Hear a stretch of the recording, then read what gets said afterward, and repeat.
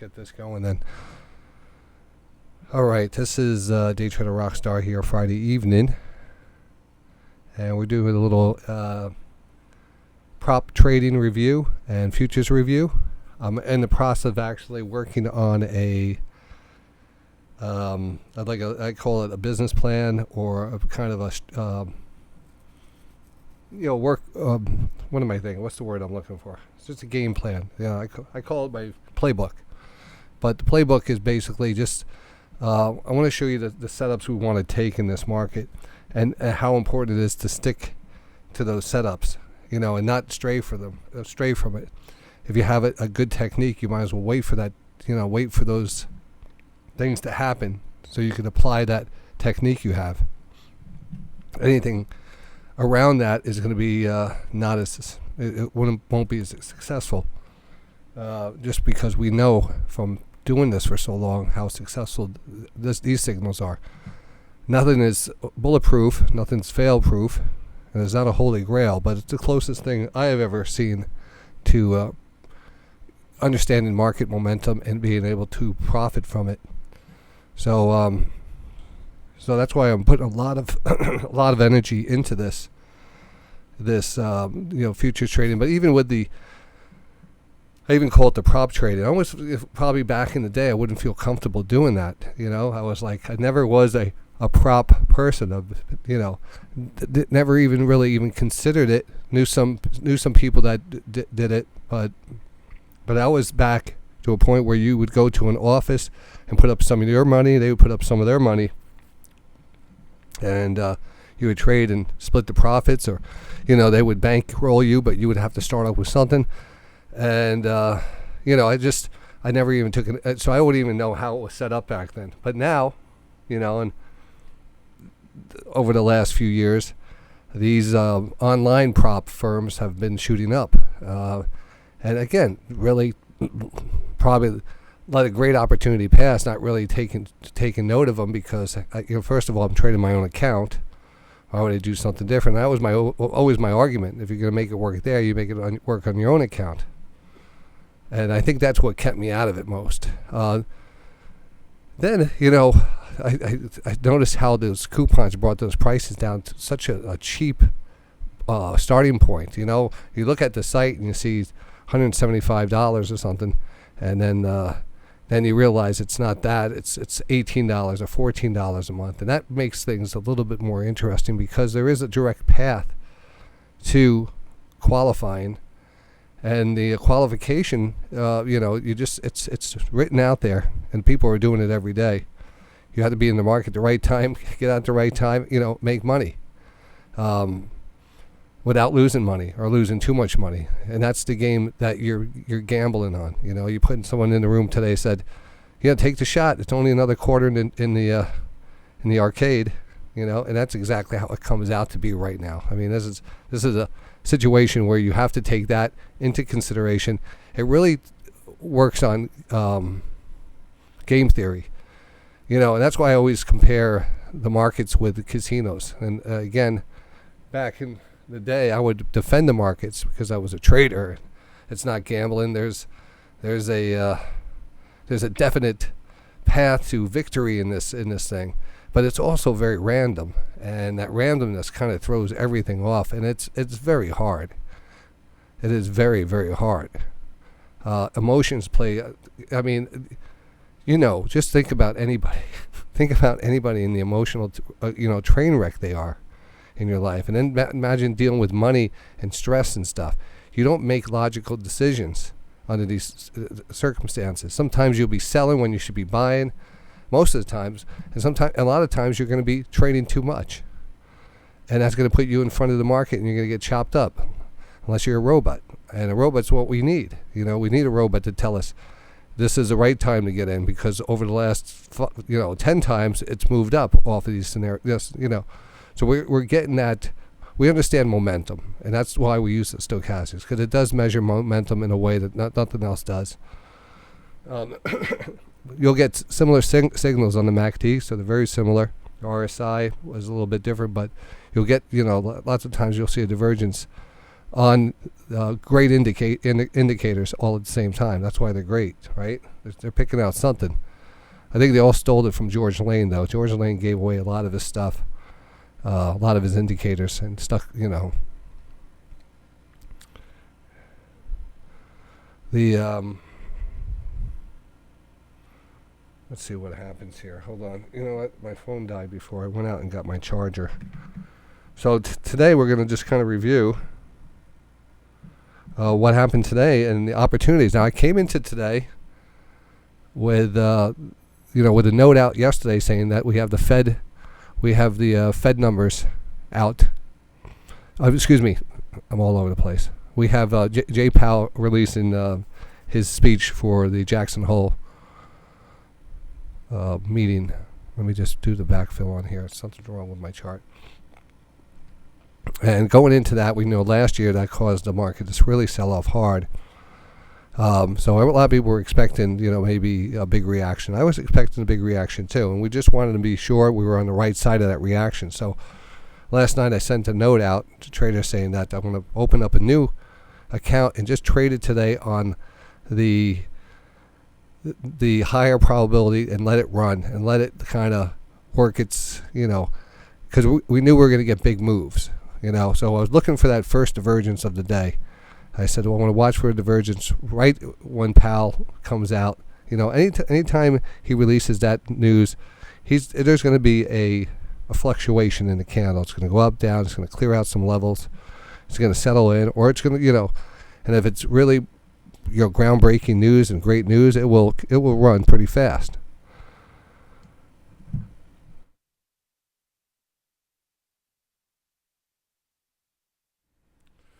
So, sorry. I had to catch my breath here. Getting so excited talking stocks here.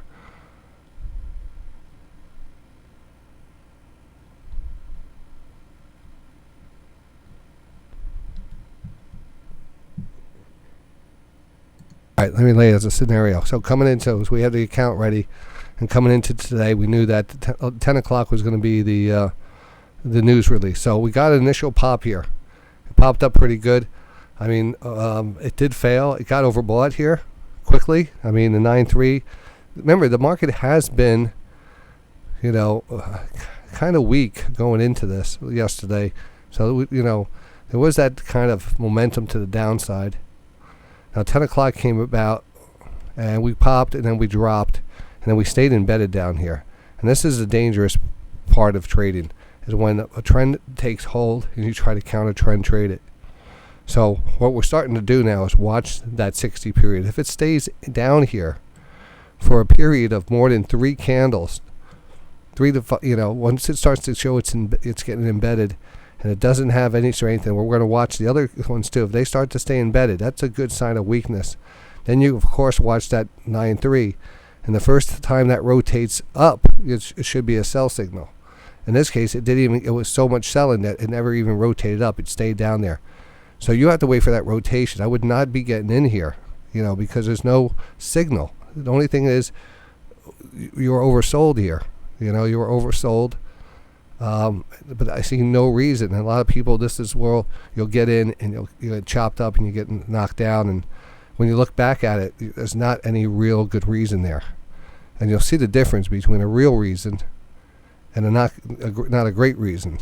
And you'll see the difference. I mean, even here, this is a tough one to call. There was a slight divergence here, but I'm not going to even call that. I want it to be, a beginner could understand the concept and be able to see it, because this was actually a great divergence right here. 1340. It had a higher, and it was a 9.3 and a 14.3. It wasn't really a 44, and that's the reason I was looking at one that was a 44 before. Stop goes right underneath. You take your position based off of the divergence set up here. And if you put your stop right underneath that, even though it did come down close to it, it didn't take it out, and then it just took off. But again, you have kind of a scary action here. But the best thing to do is, if you do have a divergence, take the shot and put the stop in and let it work. Let it work out. Don't get, that's one trade out of many. And the higher the rotation here, the better it's going to be. So that overall looking back at this one, this was an absolutely fantastic setup. And that came after a nice pullback. So now you can see what happened from that setup there. You can really see it from a bird's eye view here. How high that stochastic is and how relative low price that is right there. I don't know what happened here. Lost some data there. The market just took off. Now we did measure a couple both. This is another setup that I want to I copied and paste. You know what I just realized? That's what I was supposed to be showing. All right, don't mind me. I was just cutting some pieces of the chart. And I was looking at this chart, and I said, was this the one I was going to use as an example in one of the playbook charts? And it was this one. They were both on the same screen. I didn't realize this is what I wanted to point out and do a little mini course on. This is, that perfect flag setup, but it's set up with the 50. And what that means is normally the 2020 flag is the pullback to the 20 period moving average, and stochastics get oversold at the underneath the 20, and the 60-10 holds above 80, preferably higher the better. So actually we did go under the 80 here. We went under the 20, we sold off, we got down to the 50, and then finally we got oversold. Right when we hit the 50, we got oversold.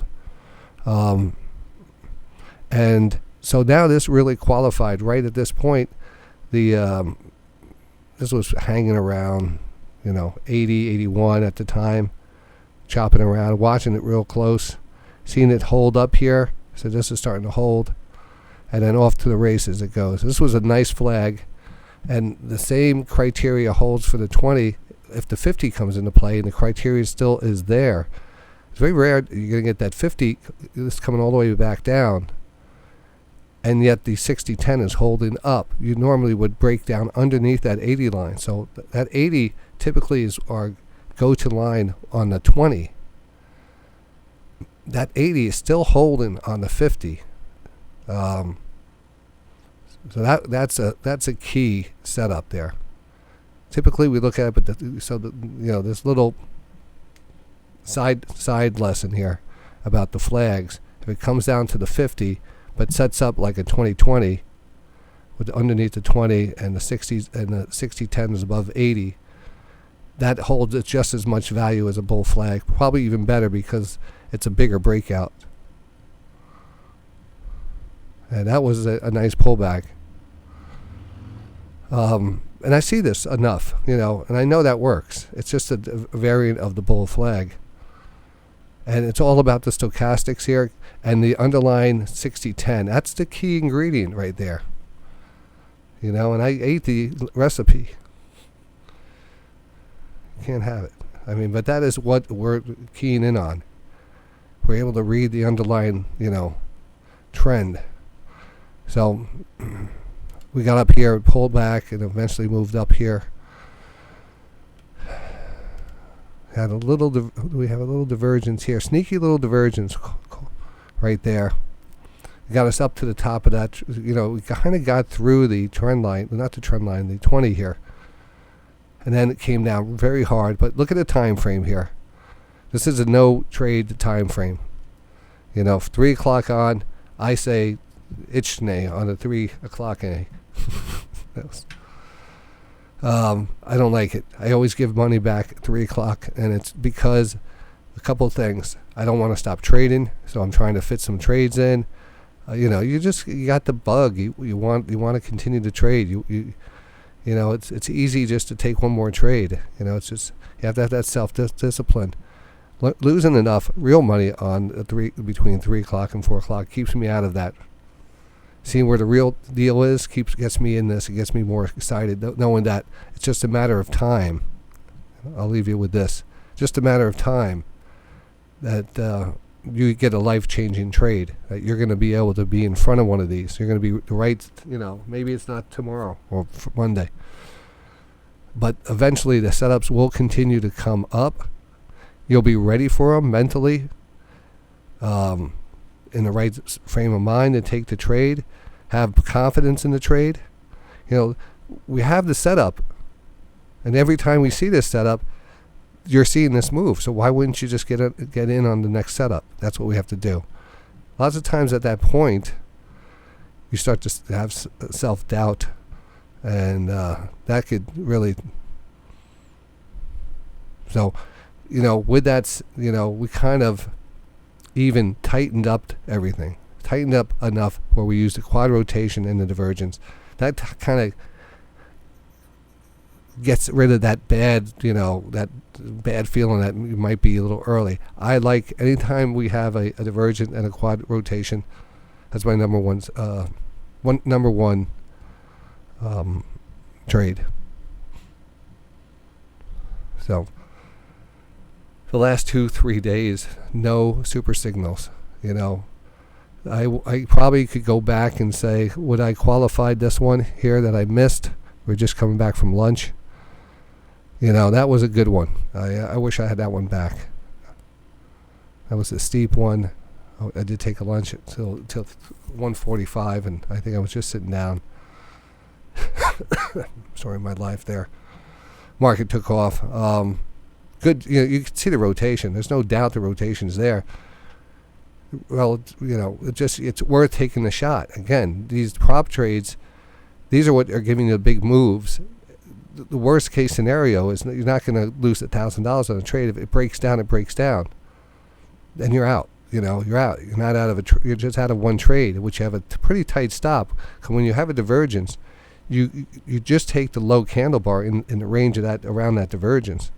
However that divergence set up, could set up with a low and a lower low. I wish it was a low, and then we actually had almost a double bottom here, or at least a relative divergence with a higher low. That was a running divergence. You just put your stop right underneath that recent low and let it go. And these could qualify you very easily. All right? So I came into today thinking, I'm going to let it ride. I want to see if I can bring over my chart over here. All right? Hold on a second. I have to restart it on this. Computer. I'm going to grab my my Rhythmic over onto this computer and show the chart, and all the data's it won't show past chart history, like where my buy entries are if I restarted on this. And I went back onto my original computer to get a screenshot of it, and it wasn't there. So I'm going to have to just run the I'll run the trade performance on the account for today. And it says up 665, but I know I ended the day up 1,000, so I don't know what the discrepancy is here on this. But I know on the account it was up $1,001. And so I don't know how accurate this is. Maybe this is, I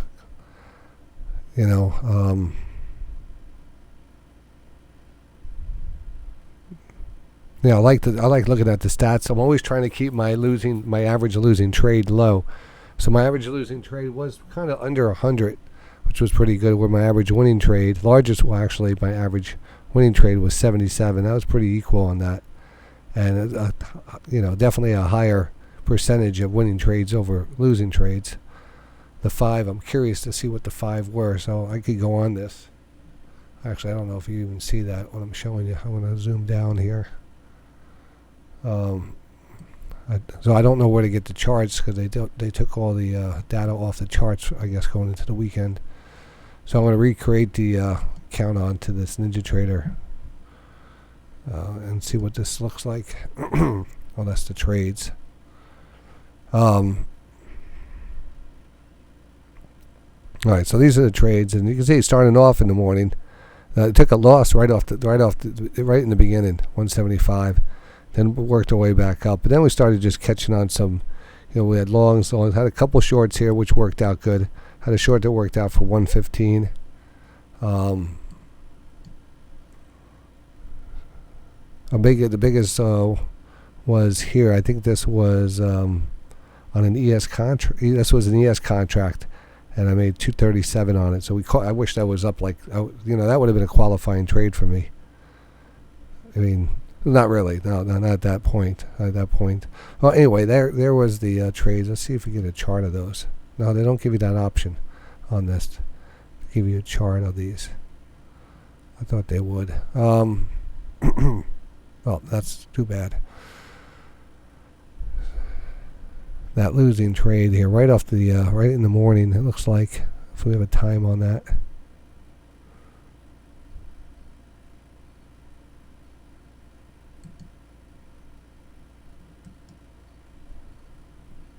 I wonder if there's properties or should I say? No, not like that. All right, well, I'm not going to dig down into it. I wanted to show you the entries and stuff. I did come in a little bit more aggressive. Ended up the day up 1,000. Probably minus a little for commissions. I don't know how they add in the commissions because it doesn't look like it shows up on my iBeach feed.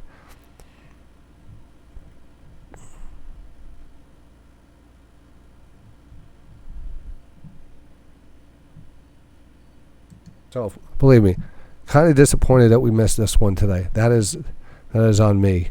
I think that was a qualifier trade, put out there as a super signal. It had a quad rotation.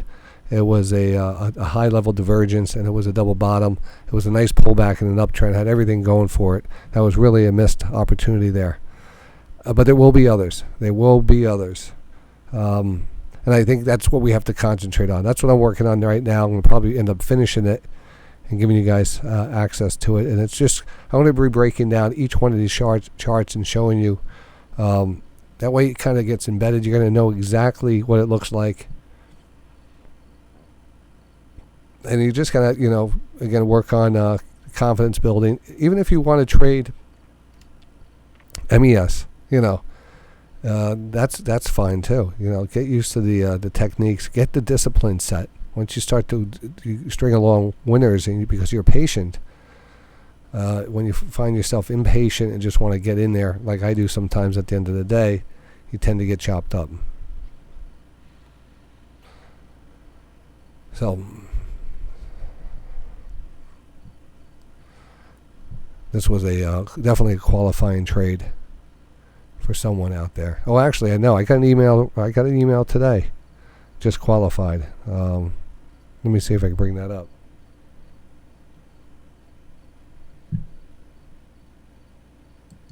Terry sent me a picture of her account. She did catch that big move. She caught that nice double bottom divergence there. And what a rip it was. $3,000 on that move. So congratulations. Number 2 qualification. Oh, I'm not even showing it to you again. Bad, Johnny. Bad. There you go. Annoyed today. Doing too much. But like I said, it's happening every day. I like to do mine next Monday. Again, I think the market's actually going to look a little better going into next week. Again, congratulations, Terry out there. Again, if you have any good stories, anything you want to share with the members, please send them in. ironaction@yahoo.com. Also, we have the forum, which would be great for people to hang out at. And I'm getting the next thing. Once I get this video out, I'm going to be working on the Discord server, and I should hopefully have that going by next week, so everyone has a little voice and get to hang out together and talk trading. I got some special stuff set up for that, so we're going to get that going also for the members. And I think that's going to be it for now. I'm going to send this on its way,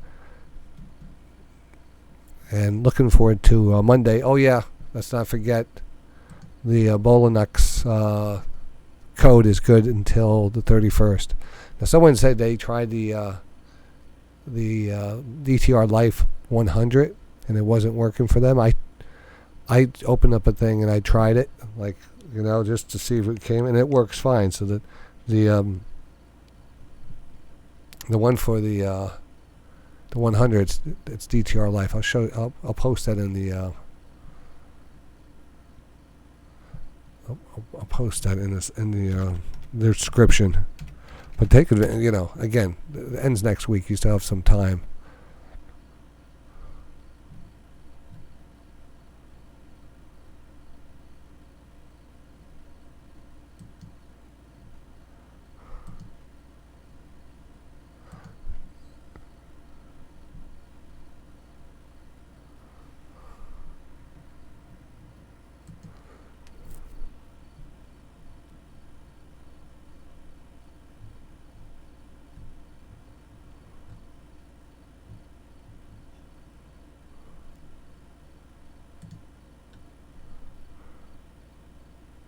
All right.